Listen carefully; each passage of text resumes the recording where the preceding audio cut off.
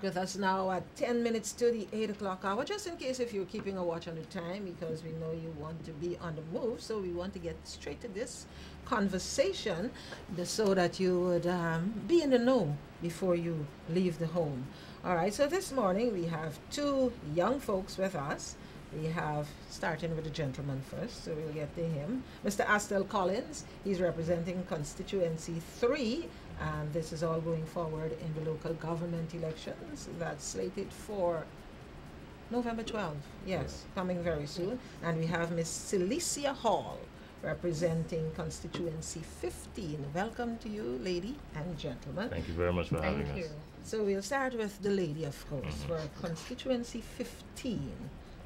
Let's know the area we're talking about for constituency 15. Well, constituency 15 first, it's the Agricola, straight to the Digar Park. It borders from the Eccles Canal to the west, of the Demerara River, down the Demerara River to Meadowbank, come up, going to the east of Caneview, straight around to the plantation field and back up to Agricola. All right. I have to get my head wrapped around all this, how you're going. All right, but I'm certain many folks already know where that is. Yeah. So for constituency 15, going forward to ensure that you remain as their representative in the area, what is it that you really want to see, especially some changes for the area? What is it that you want to see happening? Well, we know that constituency 15 is an area that most persons, I would say, stigmatize because of the influence of being around there for a long time. So for me, is it the whole area the stigma is? Mostly within the Agricola area, yeah. Yes. And Meadowbank. Meadowbank as also. well. MacDoom included too. Yes.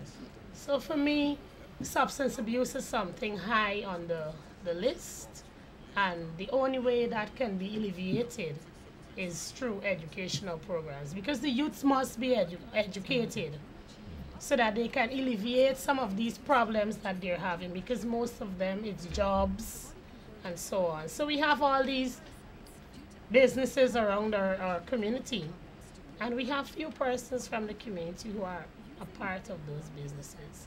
So one of the main things is educational programs. So you say educational for the young people. Are you finding the interest from the young people for these educational programs to really take a hold? Yes, yes. Most of them, they ask, what's in it for me? Okay. Yes, so I told them, well, we have a lot of things in store for you. Wherever you have to get yourself equipped. But young people usually want things right away. Right away. We want it now. Right away. But as I said before, educating them on the way to go. Taking things step by step. It's a change, and change comes with sacrifice. So they're prepared to do so. Okay. Well, that's a great, initial thing from them. So, all right. So we'll get back to you a little bit more as to what else is there, but we want to bring in Mr. Collins right now. Constituency 3. Yes. Give me the boundaries for that, please. Campbellville, Northeast, Northwest, Prashad Nagar, Bellear Springs, Bellear Gardens. That's it. That's it there? Yes. Okay. So some of the constituency have some great Yes, you go north, along west, Dennis, straight to Millington Street, connected to the railway embankment, proceeding towards onto Sheriff Street to the Rupert Craig Highway. Okay. And then from Congress Place going straight to Rupert Craig again. Good. So it's like it's not a square per se, but it has a bend. Little, Yeah. All right. So constituency 3.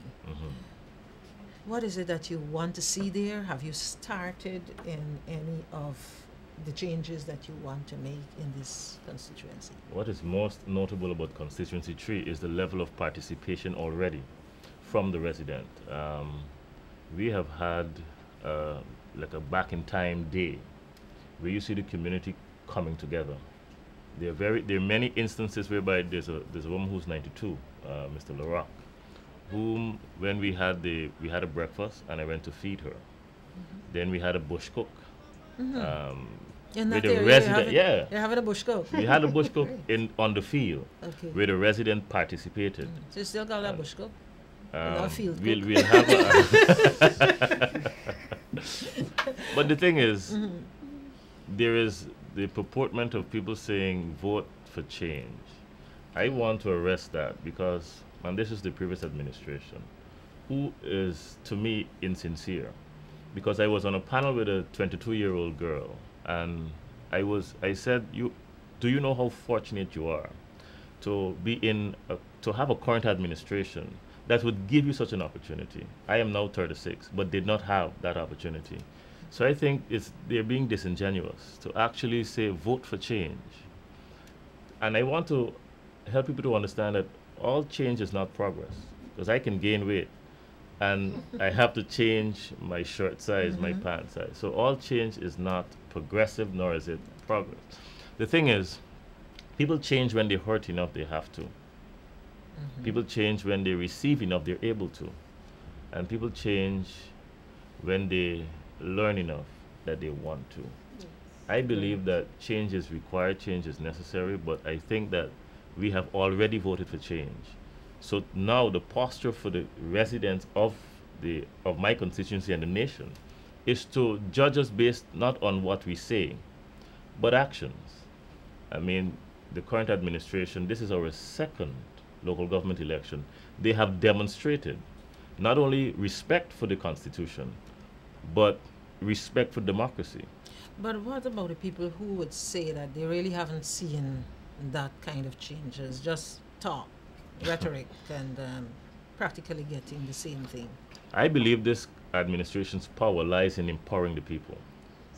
And I think that they reduced, because before, the previous administration had an IMC, Interim Management Committee, whereby they have selected personnel to be in positions of leadership. But this administration has demonstrated respect for people, respect for the citizenry, and have actually held local government election, which has literally placed power into the people's hands. When Nelson Mandela was freed, he says, a mantle away to power belongs to the people.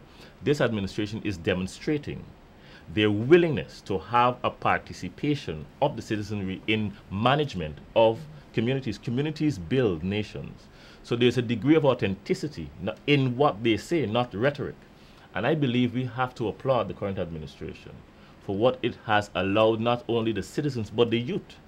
You cannot only be backed by the APNU AFs, APNU government, but you can also run independent. They're not threatened by your desire to lead. They have actually created an environment that would allow you to participate. The previous administration has demonstrated a disdain for the citizens having participation in their leadership. So it's not that, not that you have to be a part of the party. Absolutely not.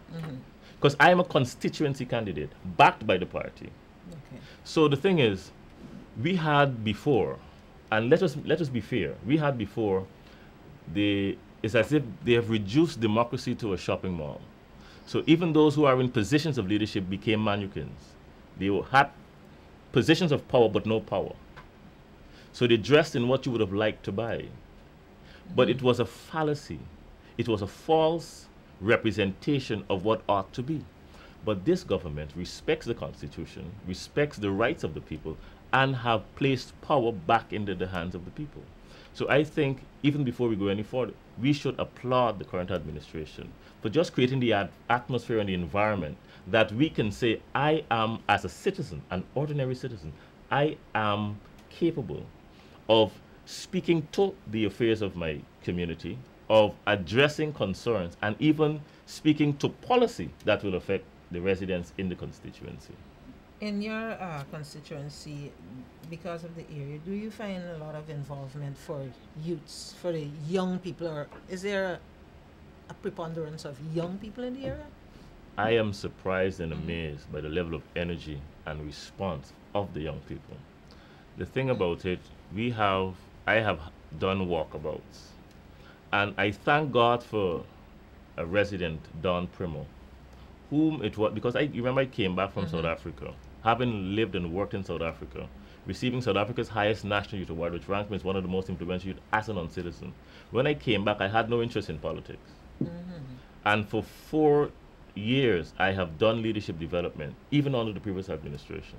So I have worked, given back to the fabric of leadership in the nation as a whole. But when Auntie Donna, she's affectionately referred to, when she said, Astell, you just have to do this for us, I simply had no choice. There was some amount of reservation. So that's where you're getting into the politics now. You're getting into politics. Politics is life. I don't know how we have reduced it to this nasty, dirty. We might have participants who are dirty and nasty, but the whole gamut of what politics really is life. The thing is, when she said, you simply have to do this for us, I was reminded that the heaviest penalty for declining to rule is to be ruled by someone less qualified than yourself. We have been castrated not only economically, but even our desire to lead is like you had a baby elephant. You tie the chain around his hind legs, and as he attempts to move, it could not move. He grew older and he was powerful and mighty, but psychologically, he was conditioned to believe he could not. So that is what happened to us. The cage is open, but we still have to, it's as if we're waiting for permission to fly. I think this administration not only opened the cage, not only unshackled our risk in hand, but now they have attempted to free us. We were delivered, but with the local government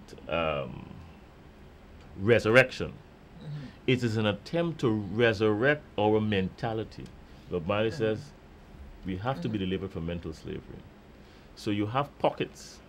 One to the land whose master was once a slave. You see, a crown does not make you better. It reveals who you are. So we have now the opportunity to challenge the next generation to become better, because better matters. All right. Quite a mouthful there. So we get back as we're coming down to our time here. Let's bringing back Ms. Hall.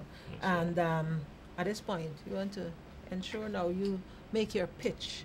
What is it that the constituency, why it is they should really ensure that you're there on the day of elections? Well, as Astell said, change begins with you. You have to embrace the change. So putting me there, and not just me, putting the APNU there, they are guaranteed to have whatever they need for their constituent, for the area. Whatever they need for. Everybody's complaining about roads, lights. We can't have that with the other administration. They're not the ones in So government. coming out from what Astell said, are you seeing in your constituency the willingness to break out from those chains that would have shackled people and now move forward? Yes. Having conversations with persons are willing to move. They're willing to embrace and go forward. All right.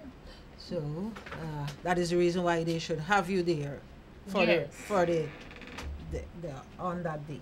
All right. So Astell, you have 30 seconds. The dogmas of the quiet past are inadequate to the stormy present. The occasion is piled high with difficulty, and we as a nation must rise not to, but with the occasion. Our case is new, and we must disenthrall ourselves from old patterns and old ideas. Only then can we save this nation. Guyana is on the precipice of greatness. But we need the residents to understand, the citizens of this nation to understand the time in which we're living in. And I believe we have a government that respects not only the citizens, but the Constitution, and has demonstrated willingness to empower the people and place power back into people's hands. All right. Well, thank you, lady and Hence you vote for the gentlemen. hand. Yes. All right, so Ms. Celicia Hall, constituency 15, and Mr. Astell Collins, constituency 3. Thank you very much. Thank you for being Thank you here, very much. Thank you. and we do hope that you get the support that you're looking for, so Thank that you you very could much. continue with what you're doing. Thank you. This is still First Love, the very best part of your morning. Stay right there. We have more coming up for you. Welcome to the world of style, class, and sophistication for your home. NDNS Furniture Store. Everyone enjoys living in comfort and relaxation. See our unique variety of kitchen cupboards with granite countertops, wardrobes, closet vanities, chest of drawers. When it comes to your sofas, we offer a selection of styles, colors, and shapes. China cabinets and tables and dining sets. NDNS, we offer quality furniture, exceptional customer service and prices that will make you feel like a winner. NDNS Furniture Store. Buy for quality, buy for looks. You are my African queen, for real. You are my African queen. The girl of my dream, the girl of my dream, where I've never been. Oh, na na, yeah. Ding-a-ling-a-ling, oh, lolly. You are my African queen. You are my African queen. The girl of my dream, my African. You remind me of a thing. Oh, that is the African. So black, so The Lauren Lang by Anita Daniels. Anita's Elegance. Now located in the Courtyard Mall, 76-77 Rob Street, Lacey Town, between Camp and Wellington Streets. Telephone 676-9856. At Nature's Own, we're committed to helping you achieve optimal health. That's why we're introducing you to colon hydrotherapy. Over time, the body can build up unwanted bacteria and parasites due to a lack of proper elimination, causing problems to your health and unwanted weight gain. Using modern colonic equipment, we can wash the entire length of the colon, bringing balance back to your weight management system and your overall health. Visit us at 95 First Street, Albertown, Georgetown, or call Nature's Own at 592-231-5500. So, you have finally been allocated a house lot and you're ready to build your dream home. What is the next step? Get your building plan drawn by a professional. Good plan? Bad plan. Submit your finished plan to the Neighborhood Democratic Council or Town Council for building permission, along with other relevant documents. Do not build before you receive permission from the relevant authorities. However, in the interim,